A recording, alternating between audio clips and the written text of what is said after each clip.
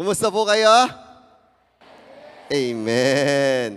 So tuloy na po natin ang ating pag-uusapan because last week nabitin tayo sa usapin ng from little to much. Diga?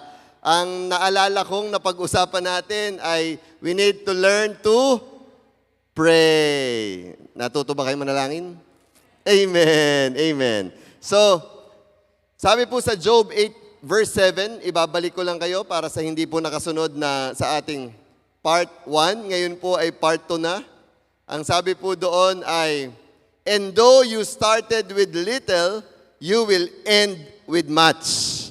Amen. And we have learned last time that we will be able to end up with much when we start to learn to pray. Diba? So, ngayon naman po, pag-usapan natin ang part 2. Yung pangalawa, sino excited po din eh? Amen. Alright. Sabi po sa Job 8, verse 5, ang sabi doon, bago tayo nakarating sa verse 7, but if you pray to God and seek the favor of the Almighty, and though you started with little, you will end with much. Amen. So, alam na po ninyo kung ano ang part 2. You need to seek God's favor. Amen. Sabihin mo sa katabi mo, ikaw ay napaboran ng Diyos. Iyan. Napansin nyo doon, hindi po sinabi ni Job na mag-pray lamang. Okay? Because ayoko na matutunan natin na kulang. Yung matututunan natin ay kulang. Ayoko yon. Gusto ko ang matutunan natin kumpleto. Hindi niya sinabing mag-pray lang. Ang sinabi niya ay also to seek the favor of the Almighty. So, yan po ang pag-uusapan natin, to seek the favor of the Almighty. Natuto na po tayo mag-pray last week. At for sure, maraming naging adjustments ang ating prayer life. Tama ba ako? Amen? Marami tayong naging adjustments. The last time that we have our life group, ang ganda ng mga napag-usapan namin. Sabi ko, bakit nga ba sa tingin nyo malimit yung mga pagpapala nyo o ang match na pagpapala hindi nyo naranasan? Majority po na sagot nila sa akin ay kinulang daw sila nung number 2 natin last week. Ano yung number 2? Yung believe part. Nahingi nga lamang, pero puro baka sakali. Kulang sa pananampalataya. And for sure, marami sa inyo ganun din. So sa biyaya ni Lord, nabago na tayo. Okay? Ang sabi po ngayon sa part 2 na pag-uusapan natin, para maranasan natin ang from little to much, ay we need to intentionally seek the favor of God. Ngayon po, hindi na po tayo mai-stuck sa normal prayer natin. Ano ba ang normal prayer natin? Lord, bless me. Di ba? Ganyan lang ang mga normal prayer eh. Lord, help me. Lord, provide for me. Yan po yung magagandang prayers. But the Bible teaches us also to seek God's favor. Okay, pag-usapan natin ang pabor. Ano po ba talaga yung pinag-uusapan at sinasabing pabor? Sa definition po, God's favor is when God causes opportunities, influence, and advantages to come into your life that you could not achieve by your own effort. Yun daw po ang pabor. Sa Tagalog, ito daw po ay ang Diyos ay gumagawa ng paraan. Okay? Para daw yung mga oportunidad, mga influence, at mga advantages ay dumating sa buhay mo kahit wala kang ka-effort na ginawa ito. Amen? Yun daw po ang pabor. Okay? A simple way to explain this is, blessing is what God gives you. Binibigay ng Diyos yung blessing. Di ba? And we are thankful for that. Sino gusto ng blessing? Di ba? Gusto natin yun kasi binibigay ng Diyos yun eh. Blessing. Pero iba ang favor. Mas matindi yun. Bakit? Kasi favor is not only a blessing that God gives you, favor is when God goes before you. Amen? Alam niyo yun, ang pabor ay yung sinamahan ka na talaga ng Diyos. Alam niyo yun ang pinakagusto ko. More than the blessing that I will receive from the God that He gave me, Mas gusto ko yung kasama na ako. Kasama ko na si Lord. Madali po ang explanation dyan para madaling maunawaan eh. Si Mayor po nandito eh. Alam nyo, may mga tao nahingi ng tulong sa politiko, kay Mayor, yung gayon, bibigyan ka naman, and thankful ka, di ba? Pero mas masarap na imbis na bibigyan ka lang ng politikong pambayad ng kaunti sa ospital, ay sasamahan ka na mismo ni Mayor papunta sa ospital at siya na mismo magbabayad ng mga dapat bayaran. Di ba? Yun ang ibig sabihin ng pabor. Yun ang ibig sabihin ng pagsama ng Diyos. Yung talagang nandun na sa'yo ang provider. Hindi na lang yung provision ng kasama mo na mismo yung provider ng pangangailangan mo. Amen? And that is favor. A blessing may be receiving something from God. But favor is different. Favor is God opening doors, arranging circumstances, and moving people on your behalf. That is favor. Kaya wag dapat nating palampasin ang paghingi ng pabor sa Lord. Hindi dapat natin yung pinapalampas. Kaya nga ang sabi dun sa verse, when you pray, you learn to pray and you seek the favor. Wag niyong iiwanan yun. Kasi even Jesus Christ, kahit po ang ating Panginoong Jesus, He grew in favor. Luke 2 verse 52. Sabi po dyan, Jesus grew in wisdom, in stature, and in favor with God and all the people. Think about that. Pag-isipan nyo yun. Si Jesus, perfect yan. Di ba? Perfect ang Diyos. But the Bible tells us that He still grew in favor. So kung si Jesus po, vinalue niya ang favor, ano pa naman tayo? Kaya dapat nating i-value ang favor. Amen? Amen?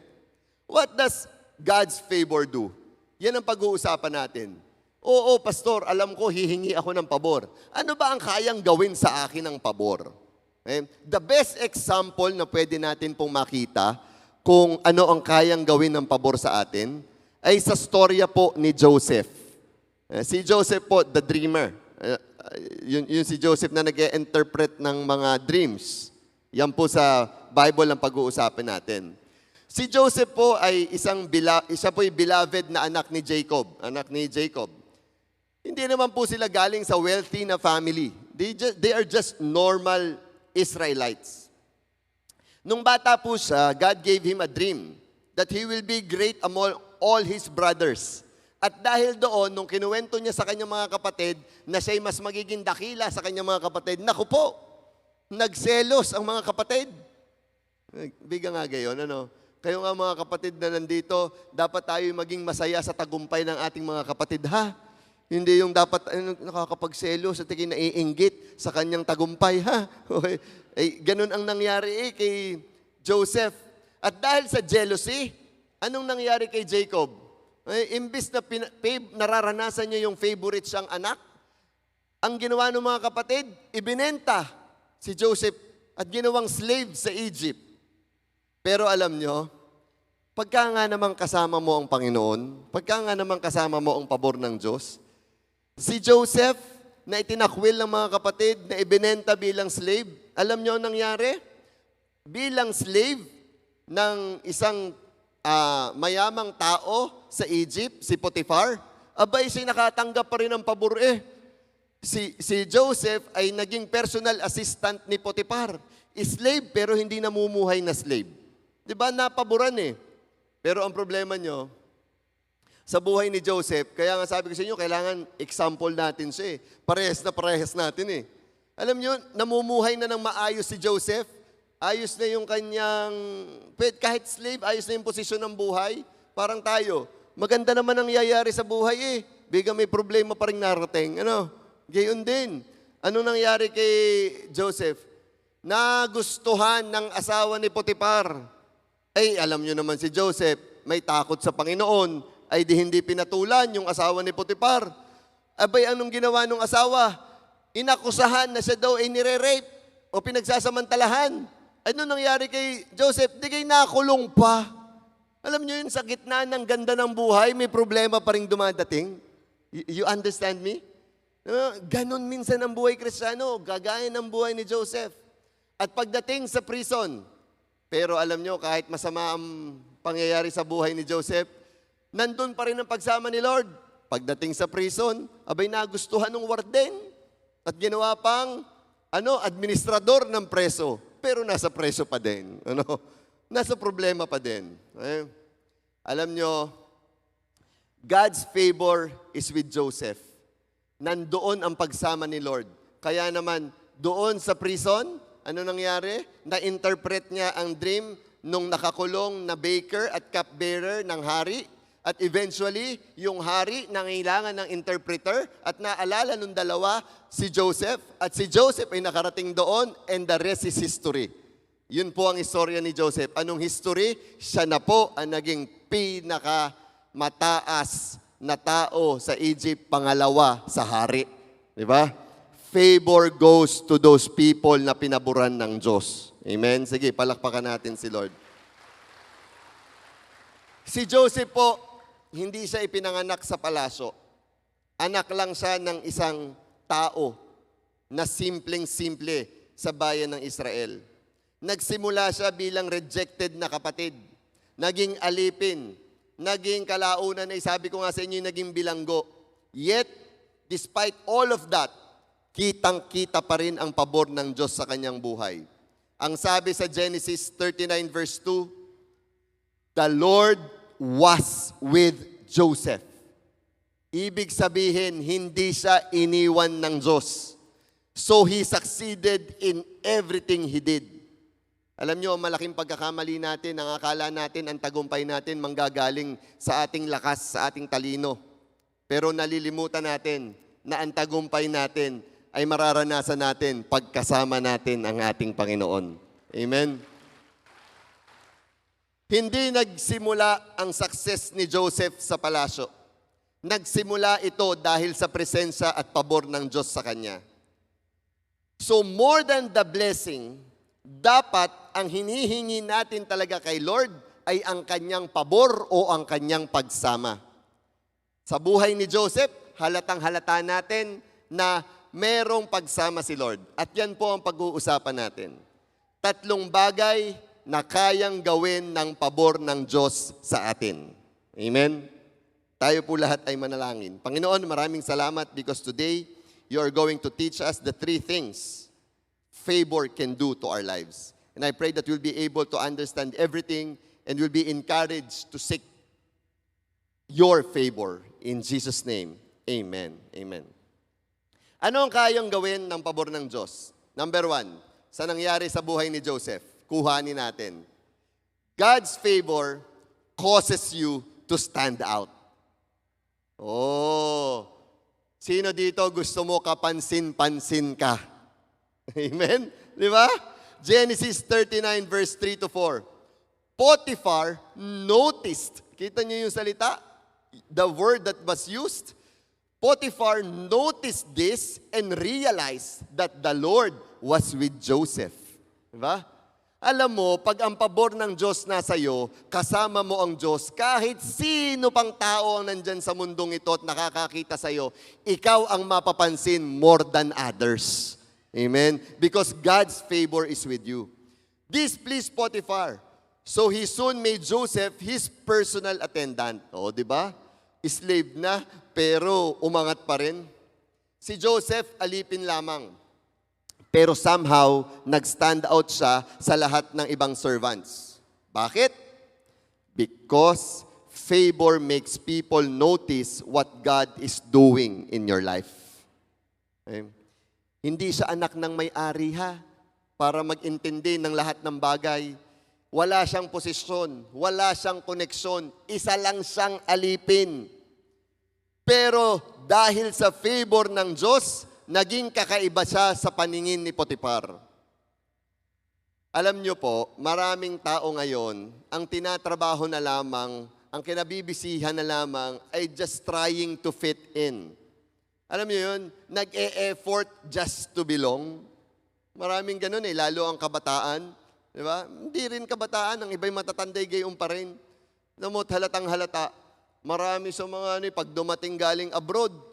Di ba? Anong unang trabaho ng bagong dating sa abroad? Ang mga tao na mga kamag-anak, puntahan agad sa bahay. Magpaparamdam. Ay, may bagong dating, wala kang paslubong. Diga? Oo, ang karamihan sa mundo, hindi naman tayo mabiyaya na si Lord sa atin. Ang laging hanap, wala kang pabarik diyan. Di ba? Kasi ang hanap ng tao ay magpapansin. Ang gusto nila, gusto nilang makisabay sa crowd. Gusto nilang matanggap. Gusto nila sila mabida. Kaso alam nyo, mali ang ginugusto natin. Kasi hindi ginawa ng Diyos ang favor para matulungan tayong mag-fit in. Okay? Hindi ginawa ng Diyos ang favor to help us fit in. God causes to give you favor for you to stand out. Di ba? Ayaw ng Diyos na mag-fit in ka lang. Ayaw ng Diyos na normal ka lang. Ang gusto ng Diyos, ikaw yung umaangat sa iba. Amen? Hindi mo kailangang pilitin ang sarili mo para mapansin ng tao. Kapag ang favor ng Diyos ay nasa buhay mo, people will notice that there is something different about you. Alam nyo, naalala ko po yung testimony ni Sister Ruby or ni Ma'am Ruby. Si Ma'am Ruby po, noong unang-una siyang nag-apply ng trabaho sa DepEd bilang teacher. Alam niyo, maraming makagustong makapasok sa DepEd eh.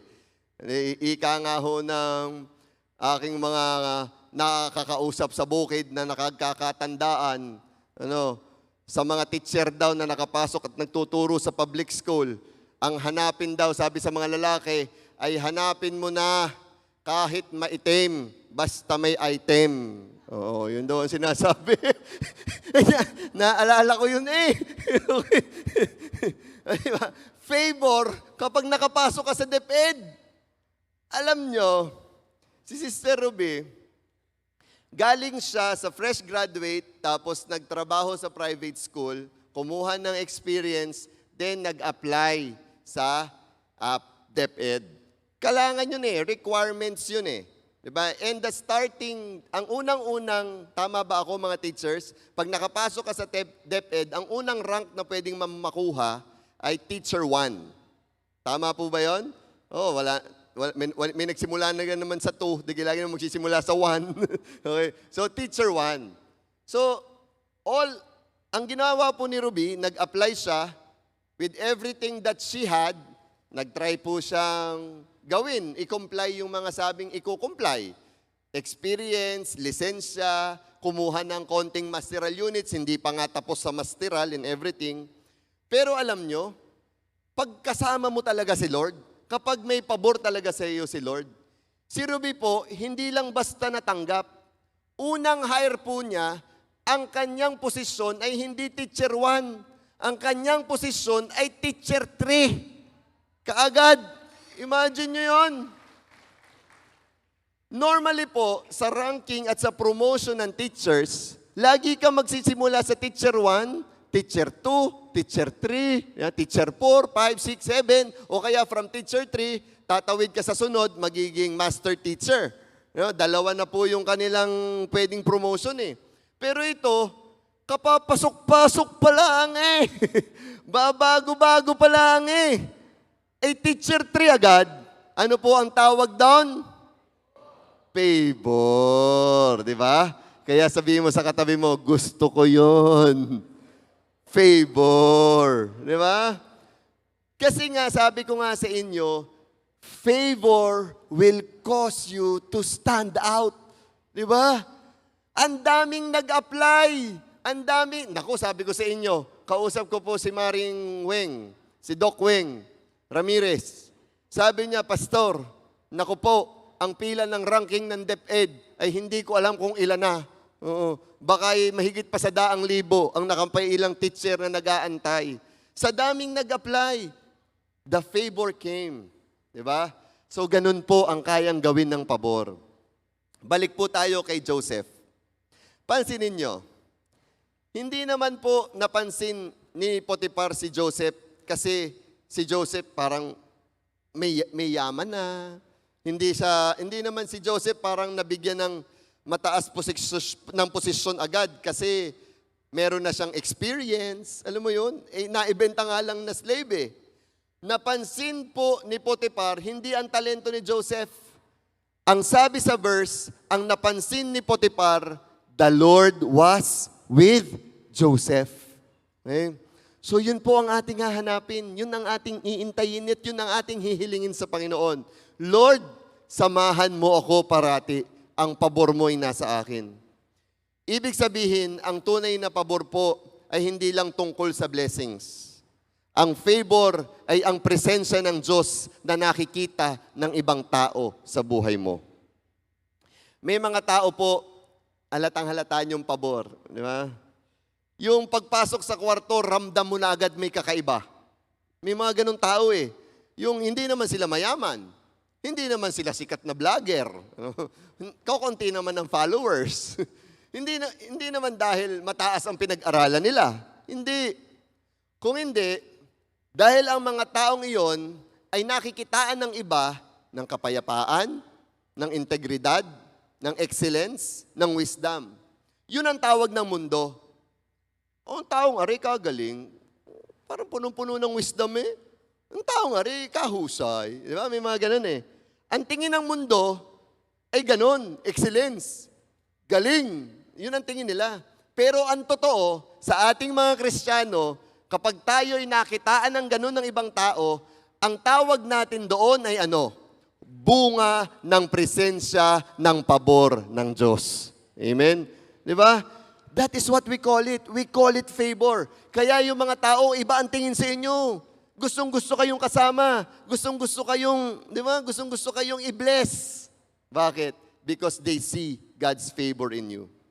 Kaya kapag sinasabi nating seek God's favor, hindi ibig sabihin humingi lang tayo ng promotion. Hindi ibig sabihin humingi lang tayo ng increase or breakthrough. Dahil ang totoong ibig sabihin ng seek God's favor ay ito.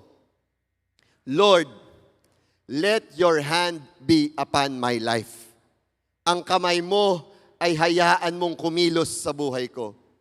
Ang presensya mo ay makita sa akin.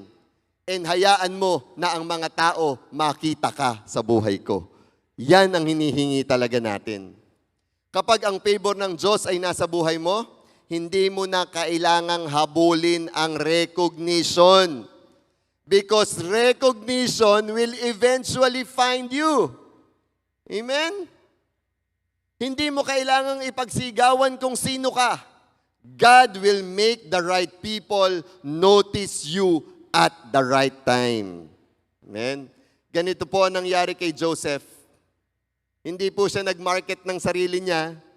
Hindi po siya nangampanya para i-promote ang sarili niya. Hoy, ako, magaling ako. Hoy, ako ang kunin mo. Hindi nagpasikat. Alam mo yun, may mga taong ganun sa trabaho, pasikat. Pag nandiyan ang amo, pagsasipag. Pag wala ang amo, tas paa. Hindi ganun. Hindi ganun ang ginawa ni Joseph. Wala siyang in-effort. Hindi siya naghanap ng paraan para mapansin siya. Ang tanging ginawa niya lang ay ginawa niya lang ng tapat ang lahat ng nasa harapan niya at ang pabor ng Diyos ay nagpa-stand out sa kanya. Kaya dapat ang tanong natin ngayong umaga ay hindi, papaano ako mapapansin ng tao? Huwag yun ang tanong. Ang mas magandang tanong, nakikita ba ng tao ang presensya ng Diyos sa buhay ko? That should be your question. Amen? The question should be, hindi paano ako mapansin. The question should be, nakikita kaya ng mga tao ang presensya ng Diyos sa buhay ko? Think about it. Tingnan mo yung katabi mo. Nakikita mo ba ang presensya ni Lord sa kanya? Inox talaga naman. Sabihin mo, kamukha mo si Lord. Okay. Naniwala ka? Yung isa hindi masabi. Okay. Alam nyo, kahit pag-aano ka kagaling, kahit pag-aano ka kasipag, kahit pag-aano ka ka-qualified, okay, dadaigin ka ng taong kitang-kita ang presensya ng Diyos sa buhay niya. walang tatalo sa taong kasama niya si Lord sa kanyang buhay. Kapag ang Diyos ay sumasa inyo, hindi mo kailangang pilitin ang sarili mong mag-stand out. The favor of God will do that for you. Amen? Kaya wag nating kakalimutan na isama sa panalangin natin parati, Lord, pahingi ng iyong pabor. Amen? Amen. Okay, 3 yung pag-uusapan natin. Tapos na tayo sa number 1. Okay, number 2. Ito maganda. Ano pa ang kayang gawin ng pabor sa buhay nyo? God's favor opens doors of opportunity. Oh! Amen. Sige, palakpakan mo si Lord. Kayang-kayang buksan ng pabor ng Diyos ang mga oportunidad para sa iyo. Ang maganda sa favor ng Diyos, hindi lang niya tayo ipinapapansin sa mga tao. He doesn't make you be noticed. Hindi lang yon. Kasi kaya din ng pabor ng Diyos na magbukas ng pintuan ng opportunities para sa atin. Genesis 39, verse 21 to 23. Sabi doon, but the Lord was with Joseph in the prison and showed him His faithful love. And the Lord made Joseph a favorite with the prison warden. Kita mo na yun? Nasa preso na. Nasa preso na ha? May pabor pa. Nagbukas pa ang Diyos ng pinto para sa kanya. Nasa kulungan si Joseph, pero gumagana pa rin ang pabor ng Diyos. Ginawa siyang administrador sa preso. Nagbago ang lokasyon ni Joseph. Dating galing sa bahay ni Potiphar, ng assistant siya doon, pero nabago man ang sitwasyon niya, hindi nawala ang pabor. The favor still there. Nawala ang kanyang freedom, pero hindi nawala ang pabor. Nawala ang kanyang posisyon, pero hindi nawala ang pabor.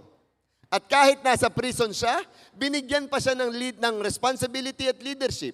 In short, may favor pa din kahit nasa preso. Di ba? Kasi, favor is not dependent on your situation. May mga tao kasing ganun eh. Siguro hindi ako tatanggap ng pabor ngayon kasi hindi maganda ang sitwasyon ko ngayon. Malimit iniisip natin, kapag maganda ang takbo ng buhay natin, may favor tayo. Di ba? Yun ang iniisip natin malimit. Kapag may promotion, may favor. Kapag bigla na lamang natawag sa City Mart, at meron siya, at siya'y nanalo, at ang kanyang grocery ay wala nang magbabayad, kundi binayaran na ng City Mart, di ba? Pabor! Nangyari niya. Di ba? Kaganda nun eh. May favor. Iniisip natin. Kapag lumalago ang negosyo, may favor. Kapag maganda ang kalusugan, may favor. Pero ang tanong ko, naiisip nyo pa rin bang may favor kayo kapag nasa problema? Di ba? Kapag nawalan ng trabaho, Pastor, nawalan ako ng trabaho. Pero pabor pa din, pabor. Kahirap noon. Oo nga, makikiuo nga ka na lang eh. Diga. Diba? Kapag bumagsak ka ng negosyo, Pastor, lugin-lugi ako. Kung may pabor si Lord, ha? May pabor si Lord, ha? Di ba parang ang hirap paniwalaan? Papaano kapag parang ang lahat ng plano mo ay hindi nangyayari?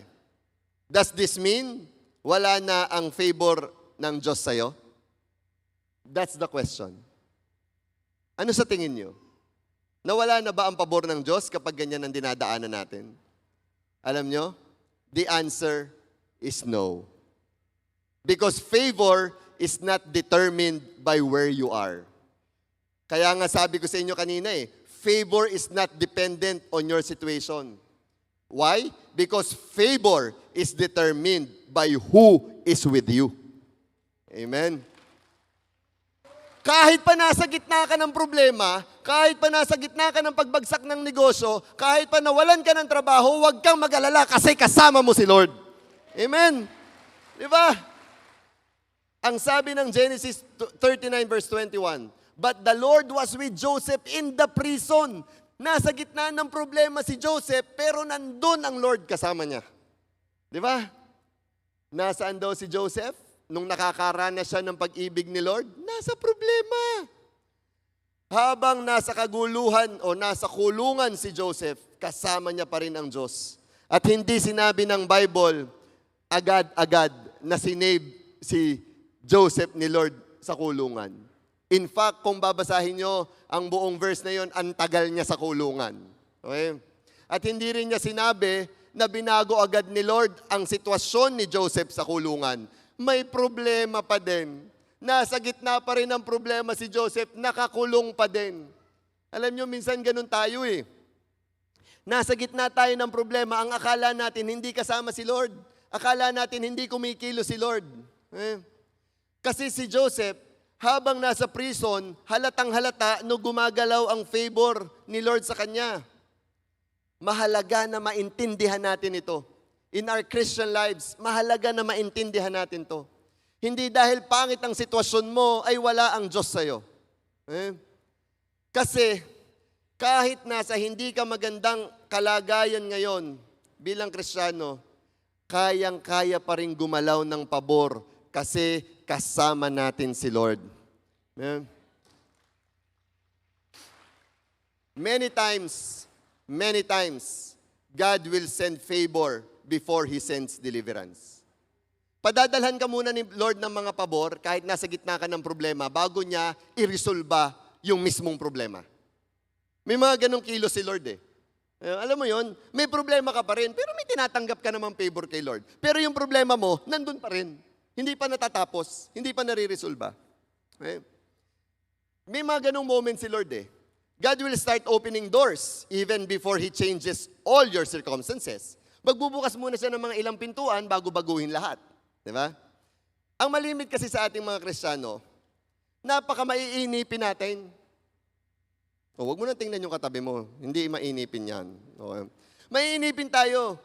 Gusto natin, instant kaagad ang pagsalba ng Diyos sa ating problema. We want instant. Pag nag-pray ka, gusto mo immediate solve. Lord, bayaran yung utang ko. Gusto mo bayad agad kinabukasan. Di ba? Hindi ganon. Okay. Palitan natin ang ating isip. Kung palitan mo ito, dapat pagtiwalaan mo ang pagkilos ng pabor ng Diyos sa buhay mo. Kasi kahit parang mabagal o dahan-dahan, basta ang mahalaga, kasama mo si Lord sa bagay na yan. Amen? Kasi alam nyo, kasi bakit? Kasi sinasabing, be patient about it. Hindi naman kasi natin kayang isipin ang detalyadong plano na gagawin ni Lord to resolve your problem. Kaya nyo gang isipin? Tanong, kaya nyo yun? Sasabihin, Lord, ganito ang gagawin nyo. Step 1, kakausapin nyo yung taong yon. Step 2, hindi naman natin kayang isipin eh. Kung anong kayang gawin ni Lord o papaano i-resolve ni Lord. Tingnan nyo ang nangyari kay Joseph. Di ba? The story of Joseph. Hinayaan na maging slave. Maalis sa kanyang pamilya. Hinayaan na makulong. Di ba? Hinayaan na makulong. Now, dahil sa kanyang pagkakakulong, kung hindi nakulong si Joseph, hindi niya makikilala yung baker at yung cupbearer. At hindi niya mai-interpret ang dreams na yon, nung dalawa. At ano bang nangyari? Kasi nung na-interpret niya yung dream na yon, yung ang hari ng Egypt o ang Pharaoh, inangailangan ng interpreter, walang naka-interpret kahit isa. Ngayon, naalala nung dalawa, dun ho sa kulungan, meron ho doon, magaling mag-interpret, ipatawag nyo ang pangalan si Joseph. Alam nyo, dinisign ni Lord lahat at hinayaan ni Lord lahat mangyari yung mga problemang yun kay Joseph para maganap yung original na plano ni Lord na pagsalba sa kanya. Di ba?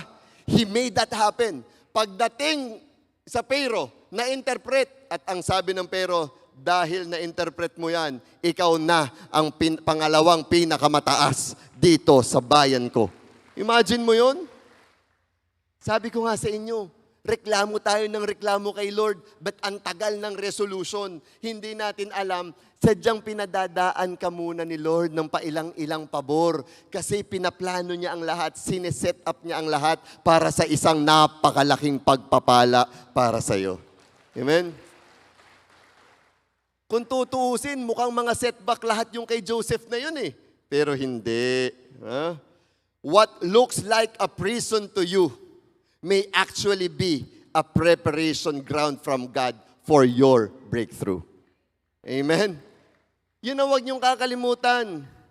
Huwag mong isipin na dahil mahirap ang sitwasyon mo, tapos na ang plano ng Diyos para sa'yo. No! Kung yan ay mukhang prison para sa'yo, no! That is just a preparation for your breakthrough. May mga tao rito ngayon, feeling nyo, napapag-iwanan na kayo. Feeling nyo, ang daming sarasaradong pinto para sa inyo. Parang ang daming opportunities na dumaan. Sa iba, dumaan na sa iba. Pero sa iyo, hindi pa man lang nakakadaan. Magaling pa ang mga magbubuti at ang magtitinda ng malunggay, nakadaan na. Pero yung opportunities, ay hindi pa nadaan. Tandaan mo ito. When God's favor is in your life, a closed door is never the end of your story. Amen? Pagkasama mo ang pabor ng Diyos, walang pintong nagsasara. Kayang-kayang magbukas ng Diyos ng pinto na hindi kayang buksan ng tao. At kayang isara ng Diyos ang pinto na hindi mo dapat binuksan. Hoy! Di ba? Diyan tayo mahilig minsan, ipinipilit ang gusto. Hindi naman dapat nating pinto, sarado sa atin, binubuksan. Kaya namumroblema. Pero huwag kayong mag-alala. Kayang-kaya ng Diyos, isara ulit yan para sa inyo at bubuksan ang pintuan na talagang para sa inyo. Amen? Ang problema natin, pinipilit natin sipain ang pintong isinara ni Lord. Sabing hindi yan ang para sa iyo, kakulit mo, gabi ka balik ng balik. X na nga, di kay X. Oo. Isinara na nga ang pinto, ikagaling at ikay naglilingkod na ulit kay Lord, baby ka na balik. Kagaling mo eh. Sinisipa mo, sarado na. Samantalang may mas magandang pinto na inihanda si Lord. Nasa harapan mo na. Nandyan na, ayaw mo pa. Amen. Di ba? Kaya kapag nag-seek tayo ng favor ng Diyos, hindi lang tayo humihingi ng blessing. Ang talagang hinihingi natin pag nag-seek tayo ng favor, humihingi tayo ng divine opportunities. Humihingi tayo ng divine connections at humihingi tayo ng divine appointments. Talagang may mga pagkakataon na hindi natin kaya na gamitin lang ang sarili nating lakas para marisolba ang mga dapat marisolba. Meron talagang ganung moments. But never forget that one moment of God's favor can do what years of human effort cannot do. Isang moment lang ng effort ng isang moment lang ng favor ng Diyos. Kayang-kayang baguhin lahat ng buong buhay mo ng in-effort. Alam mo yun? Isang meeting lang. Isang tawag lang. Isang makakwentuhan mo lamang. Isang opportunity lang. At kayang baguhin ng Diyos ang direksyon ng buhay mo ngayong araw na ito. Diba? Ganyan po ang nangyari kay Joseph. Mula sa prison, dinala siya ng favor sa presensya ni Pharaoh. At ang pinto na binuksan ng Diyos para sa kanya ay pinto na walang taong kayang magbukas kundi ang Diyos. Kaya kung may pinagdadaanan ka ngayon, huwag kang mawalan ng pag-asa. Bakit? Because the same favor that worked for Joseph during the old times in the prison is the same favor that can work in your situation today. Parehas lang ang Diyos natin ni Joseph. Walang pinagkaiba. Hindi hadlang ang sitwasyon mo para gumalaw ang pabor ng Diyos. God can create opportunities in places where other people only see limitations. Number 3. Huli na po ito.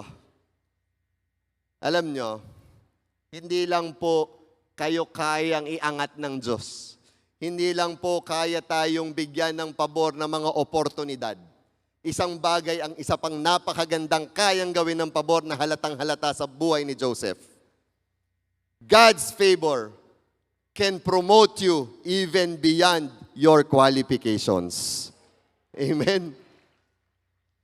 Kahit walang kwalifikasyon, naku, sabi ko sa inyo, pag tinamaan ka ng pabor, sabi nga ng matatanda, pag tinamaan ka ng magaling, sa atin iba, pag tinamaan ka ng pabor, papalitan mo pag medyo naiiyamot kasi yung anak, tinamaan ka ng pabor.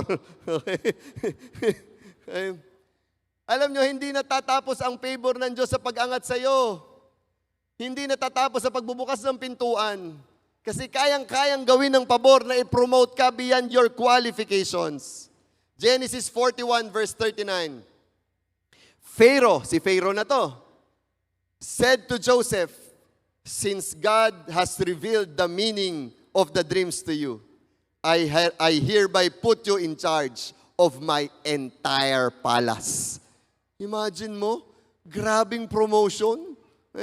Isipin ninyo, yung mga kwento ko sa inyo kanina, saan galing si Joseph? Ano ang pinagsimulan ni Joseph? Slave. Di ba? Slave. Ni walang pinag-aralan. Di ba? Ni hindi nakatapos ng college. Hindi ko alam kung may college na nun eh. Okay. Ano pang kanyang pinanggalingan bukod sa dating slave? Ex-con. Di ba? Galing sa kulungan. Imagine nyo lang yung sitwasyon imagine nyo yung sitwasyon ni Joseph. At bukod sa lahat, hindi Ehipto, hindi taga-Egypt, Israelita, dayo. Alam mo yon? Imagine mo, isipin mo parang sa Pilipinas, o ikaw na lang Pilipino, pumunta ka ng China, bigla ka nanalong presidente ng China. Ano yun? Ano yun? Hindi ka. Ang tawag doon kakaiba. Ganon na nangyari kay Joseph. He is not an Egyptian. And then he was given a high position. Naalala ko, meron po tayong kapatiran dito. Anong pangalan? Si Teacher Mami, sa Qatar. Yung nilabas natin. Si Kelsey, nasa Qatar. Nagkukwentuhan po kami. Sa Qatar po, ang trabaho niya, doon po siya nagtatrabaho kung nasaan ang residence ng hari. Doon mismo siya nagtatrabaho. Siya po ay head ng pag-purchase ng mga supplies na pangangailangan ng hari. Tinatanong ko siya, sabi ko, di ba yung hari, maraming magkakapatid yan? Anong trabaho ng mga yon kung siya ang hari? Sabi niya sa akin, lahat po sila ang head ng mga posisyon ng mga department ng bansang Qatar. Ganon. Kasi po, hindi po ibinibigay ang matataas sa posisyon sa hindi Qatari. Yun ang sinasabi nila. That's just simple.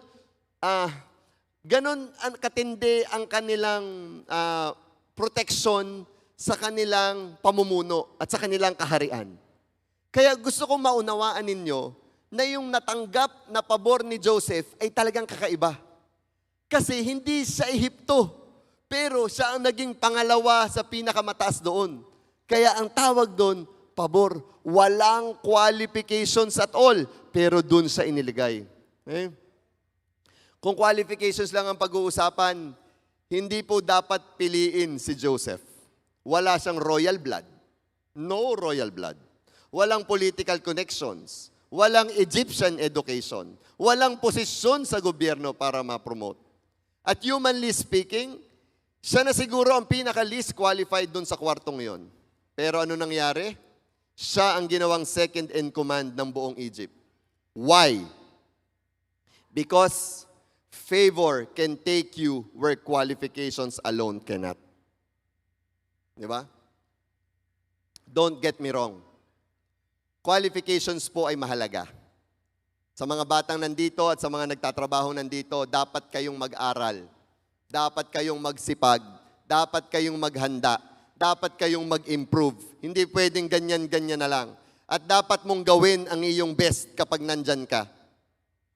Pero, may mga pagkakataon sa buhay na kahit kompleto ang qualifications mo, hindi pa rin sapat para makarating ka sa susunod na level. Marami rin ganun ako nakausap. Nag-retire na't lahat, hindi nakaranas ng promotion. May ganun. Qualified naman. Pero alam nyo, iba ang biyaya ni Lord sa mga taong napaboran. Naalala ko si Jonalyn. Nandito po si Jonalyn. Jonalyn, taas kamay. Nasaan ka? Ayun! Nandyan po. Si Jonalyn po ay matagal na nating kasama dito sa church. Yan po ang babaeng napaboran. Bakit? Yan po ay matagal na nagtatrabaho sa Nestle. Nestle Philippines. Pero ang trabaho po niya sa Nestle ay ang trabaho niya before po sa Nestle ay simpleng empleyado lang po pagdating sa kanilang mga what do you call this, parang technical aspects ng kumpanya. Okay? Siya po ay nakapagtapos ng computer science. Imagine nyo ang favor ni Lord. Naghanap sila ng bagong head ng engineering department ng Nestle. Pag engineering department, ano po ang first ever dapat na qualification sa engineering department? Engineer! Yan po yung computer science. Ang alam ay pumindot sa computer. Walang alam patungkol sa kahit anong engineering equipment. Alam nyo, biyaya ni Lord, sa Kanya ibinigay ang pagiging head ng department na iyon. Amen? Anong tawag doon? Favor! Di ba? Walang qualification at all. Wala. Hindi din naman pwedeng sabihin ng experience. Dahil mas matatanda siyang kasama doon. In fact, amo niya, doon sa department niya, na pinanggalingan, hindi yun ang pinromote. Siya, na staff lamang, siya ang dinala head. Naging amo pa siya ngayon, nung amo niya.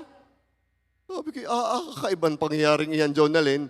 Kaya tuwing makikita niyo po si Jonalyn yan po ang ninang ng bayan. Opo.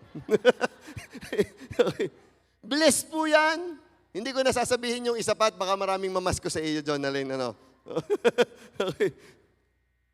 Alam nyo, God's favor can accomplish what human credentials cannot. Kahit pa punong-puno ka ng credential, kung hindi naman sasamahan ng pabor, wala din. Tingnan nyo si Joseph. Hindi siya na-promote dahil sa kanyang resume. Pagandahan ng CV. Hindi siya na-promote dahil sa kanyang connections. Hindi siya na-promote dahil sa kanyang background. Na-promote siya dahil nakita ni Pharaoh ang kamay ng Diyos sa kanyang buhay. Amen? Sa madaling sabi, ang pabor ng Diyos ang naglagay kay Joseph sa posisyon na hindi niya kayang maabot mag-isa. Yun ang pabor. At may mga tao rito ngayon na sa tingin mo at alam mo sa sarili mo, matagal mo nang kinukumpara ang iyong sarili sa iba. Mas magaling kaysa sa akin yun kaya sa tingin ko ako hindi talaga pwede. Mas may experience kaysa sa akin yun kaya sa tingin ko talagang hindi na ako makakaangat-angat pa. Mas may pera sila kaysa sa akin. Mas marami silang koneksyon kaysa sa akin. Maharahil yan ang iniisip nyo. Pero tandaan mo ito. When God decides to favor you, He is not limited by what you lack. No? Pag dinagdesisyon ang Diyos na paboran ka. Nagdesisyon ang Diyos na paboran ka, hindi siya limitado kung ano ang pagkukulang mo. Kahit pa ikaw ay kulang, ipopromote ka ni Lord. Amen? Hindi nakatingin si Lord sa qualifications natin. Hindi, pastor, kaya ka napopromote kasi lingkod ka ng Panginoon. Pastor, kaya alam nyo, hindi ganyan. Ang sabi sa Isaiah 66 verse 2, these are the ones I look on with favor. Ano lang daw ang requirements ni Lord para ikaw ay magkaroon ng pabor? Those who are humble, o magpaka-humble lamang, and contrite in spirit, and who tremble at my word. Ikaw lang na nakakakilala talaga kay Lord. Yun lang naman talaga ikaw na nag-aaral ng salita ni Lord, ikaw lang talaga nakakakilala kay Lord. Ikaw ang may relasyon sa Lord, kaya huwag kang mag-alala. Ikaw ang sasamahan ng pabor ng Lord. Amen? Ang favor ay hindi para sa magagaling and qualified. Ito ay para sa mga humble at alam ang salita ni Lord. Pero hindi po ibig sabihin nito, magiging tamad na tayo ha at aasa na lang sa favor. Sabi nung inay, "Oy, maglinis ka." Yan nyo po, dadating ho ang pabor ng Diyos, may maglilinis niyan. Ay, sala yan. Okay. Sabi ng teacher, "Hoy, mag-aral ka." Huwag kayong mag-alala, ma'am. Pagdating ng exam, may favor ako. Ay, siya. Okay. Hindi. Gayahin natin si Joseph. Kahit naglilingkod siya sa bahay ni Potiphar bilang slave, he remained faithful in his job. Joseph remained faithful in the prison. Ginawa niya ang dapat niyang gawin. And Joseph remained faithful kahit walang nakakakita sa kanya. Imagine nyo yung ginawa sa kanya ng asawa ni Potiphar na inakit siya. Di ba? Alam nyo ang sabi doon ni Joseph? Hindi niya sinabing, "Hindi ko po pinatulan yung asawa nyo dahil takot ako sa inyo." Hindi niya sinabing ganun eh. Ang sinabi niya dun sa verse, if you're going to go through that, "I did not do that because I fear the Lord." Di ba? Kay Lord, takot. Di ba? Kaya, huwag kayong mag-alala. Nang dumating ang tamang panahon kay Joseph, ang pabor ng Diyos ang nagdala sa kanya sa promotion. Kaya ikaw, nandyan ka, gawin mo lang ng ayos. Gawin mo lang ang parte mo. Be faithful, be diligent, walk in integrity, honor God, at hayaan mo ang Diyos ang gagawa ng bahaging hindi mo kayang gawin. Amen? Worship team. There are places that hard work can take you, but there are also places that only the favor of God can take you.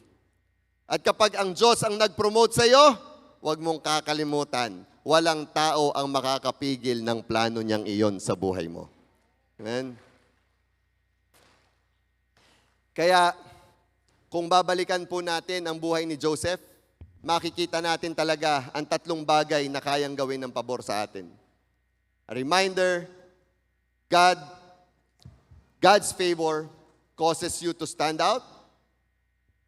Mula sa pagiging ordinaryong alipin ni Joseph, napansin siya ni Potiphar, at anong nakita? Dahil siya, kasama niya si Lord.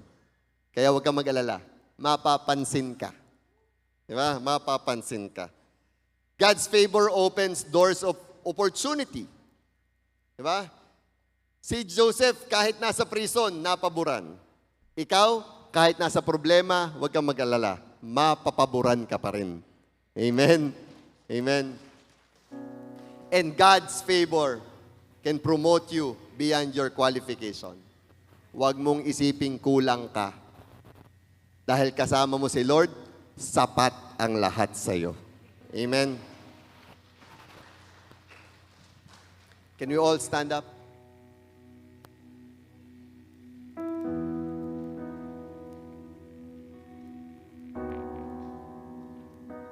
We're talking about experiencing from little to much.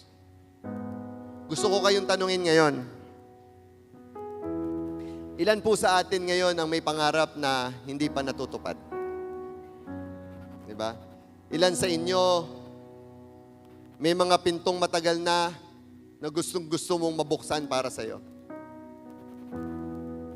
At ilan din sa inyo ang naniniwala na may higit pang gustong gawin ang Diyos sa kanilang buhay? Kung tayo po yon, we're going to do something today. Hihingi po tayo ng pabor sa Diyos ngayon. Hindi lang tayo basta hihingi ng blessing. Hindi lang tayo basta hihingi ng breakthrough. What we are going to seek today is favor.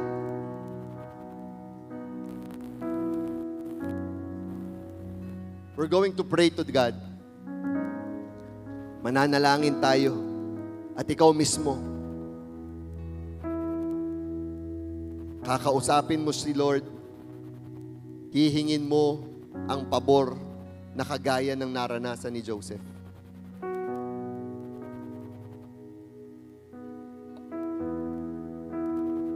You can raise your hand if you want. Pwede mong itaas yung kamay mo. Ask, seek God's favor in your life. In your mind, o gusto mong sabihin ng malakas, Lord, let your hand be upon my life. Napakahalaga nun, na yung kamay ng Diyos ay nasa iyo. Bukod sa presensya niya, kasama mo rin ang kamay niya. Ask, seek God's favor.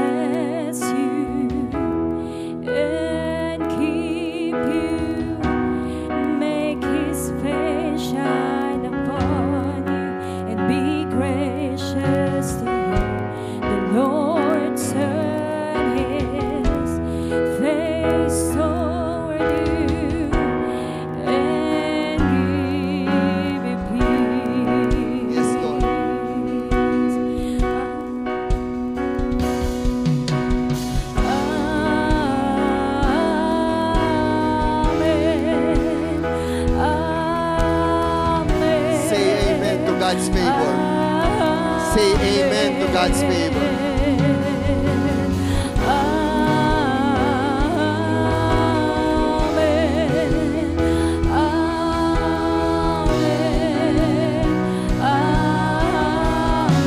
Yes, Lord.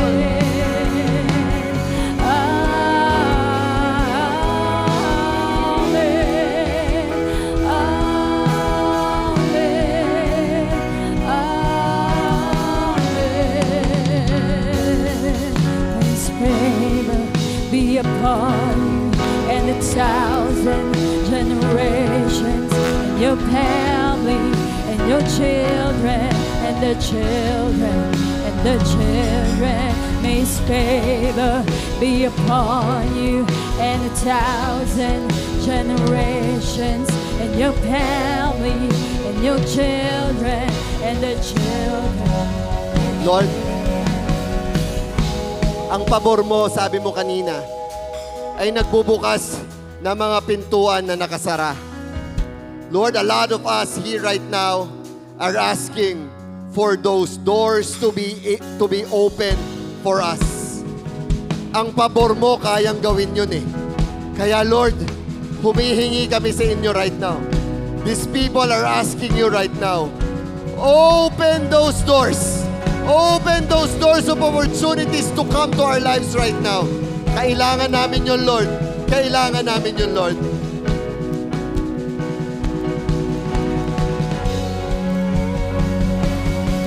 May His favor be upon you and 1,000 generations, and your family, and your children, and the children, and the children. May His favor be upon you and 1,000 generations, and your family, and your children, and the children, and the children. May His presence be upon you and behind you and beside you, all around you and within you. He is with you. He is with you in the morning, in the evening, in your coming, in your going, in your weeping.